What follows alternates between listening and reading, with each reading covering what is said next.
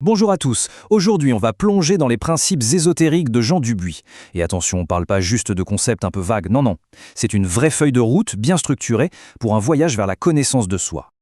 On commence avec cette citation qui est vraiment au cœur de toute la démarche. En fait, elle nous dit une chose assez simple. Notre existence, c'est un cycle. On vient de l'unité et tout notre but, c'est d'y retourner. C'est à la fois le point de départ et la destination finale de ce chemin. Et ce sentiment, c'est souvent de là que tout part, n'est-ce pas? C'est ce moment où les réponses qu'on nous donne, que ce soit par la science ou la religion, ça ne suffit plus. On sent qu'il manque quelque chose. C'est là que naît cette quête de sens, ce besoin de trouver une cohérence un peu plus profonde dans le monde. Alors, allons-y, plongeons dans cette première étape. Qu'est-ce qui motive vraiment cette quête? C'est ce qu'on appelle tout simplement l'appel intérieur.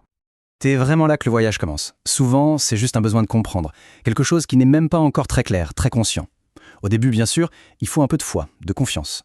Mais l'objectif final, le but du jeu si on veut, c'est de transformer cette croyance en une connaissance directe, vécue, qu'on a expérimentée soi-même. Bon, maintenant que la motivation est un peu plus claire, il nous faut une carte pour ce voyage.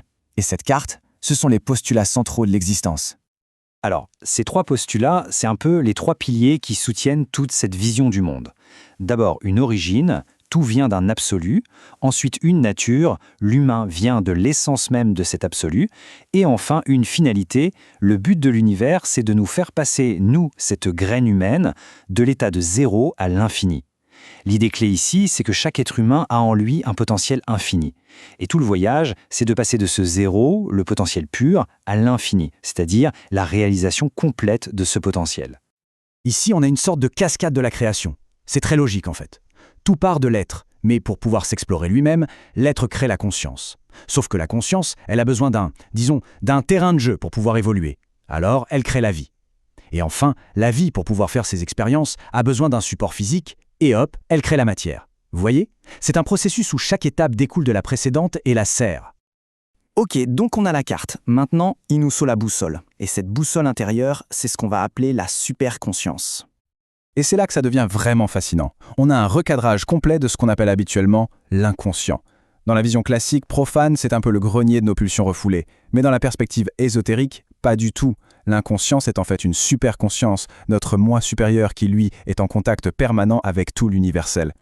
Le but de l'initiation, du chemin ésotérique, c'est donc un travail de démantèlement en quelque sorte. L'idée, c'est de rendre ces barrières intérieures transparentes. C'est de faire tomber les murs qui séparent notre petite conscience de tous les jours de cette immense conscience supérieure, pour que la communication puisse enfin passer de façon fluide. Et ce qui est super important de noter, c'est que l'intellect n'est pas du tout un obstacle ici. Au contraire, c'est un outil essentiel. C'est lui qui va utiliser le symbolisme pour commencer un dialogue avec la superconscience. En gros, l'intellect envoie des concepts vers l'intérieur et la superconscience répond avec des intuitions, des flashs de compréhension. Bon, tout ça, c'est la théorie. Mais en pratique, comment on fait? Comment on commence ce dialogue? Voyons les toutes premières étapes concrètes. Voilà, là on passe à l'action. On a trois clés. D'abord, le timing. On étudie avant de dormir. Pourquoi? Pour bien imprégner l'esprit. Et au réveil, on reste ouvert parce que c'est le moment où le voile est le plus fin. Ensuite, le cahier. Ça, c'est crucial. On note tout ce qui vient, tout de suite, avant que ça ne s'envole. Organisé par nuit, c'est encore mieux. Et enfin, l'oratoire. Un petit coin à soi, un espace dédié, sans distraction, pour que ce travail soit pris au sérieux. Alors, comme pour n'importe quel voyage, il y a quelques principes à respecter. Des règles de conduite pour avancer sur ce chemin sans se perdre. Parlons du principe du secret, parce qu'il est souvent très mal compris. L'idée, ce n'est pas de cacher la connaissance. Au contraire, les méthodes, les techniques qui mènent à la porte du temple, ça, il faut les partager. Ce qu'il faut garder pour soi, ce sont les expériences personnelles, ce qu'on trouve derrière le voile. Pourquoi? Pour ne pas gâcher la découverte des autres. Chacun doit vivre son propre voyage. Ensuite, une règle d'or, ni excès, ni ascétisme. Ça s'applique à tout, la nourriture, la boisson, la sexualité. L'équilibre est la clé, toujours. L'ascétisme, c'est vu comme quelque chose qui assèche, qui ferme le corps. L'excès, au contraire, ça disperse, ça gaspille l'énergie. Le vrai chemin, c'est la voie du milieu. Et le caducée que l'on voit ici est le symbole parfait de ça. Les deux serpents, un noir et un blanc, qui s'enroulent, représentent ces forces opposées qui doivent trouver leur équilibre. C'est d'ailleurs pour ça qu'une vie de couple harmonieuse est souvent vue comme une aide précieuse sur ce chemin, parce qu'elle aide, tout naturellement, à équilibrer ces polarités à l'intérieur de soi. Allez, on aborde maintenant un concept un peu plus complexe, mais qui est absolument essentiel pour comprendre les influences qui pèsent sur nous. Qu'est-ce qu'un égrégore ? Alors un égrégore, qu'est-ce que c'est ? Imaginez ça comme une sorte d'entité psychique collective. C'est l'énergie d'un groupe, créée par les pensées et les émotions de tous ses membres. Et ce nuage d'énergie, en retour, il influence chacun des membres, souvent sans même qu'ils s'en rendent compte.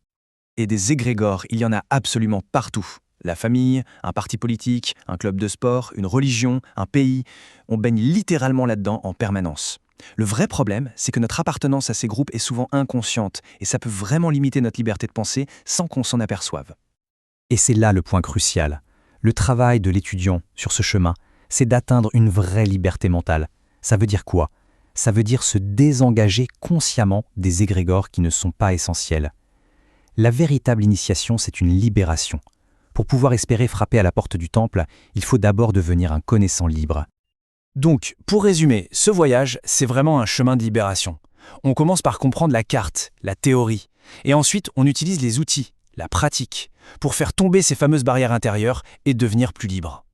Finalement, tout ça nous ramène à une question fondamentale. Si le chemin commence par briser les barrières intérieures, la vraie question est par laquelle commencer ? Le premier pas, c'est peut-être simplement de regarder en soi, avec honnêteté, et d'identifier la toute première barrière que l'on a soi-même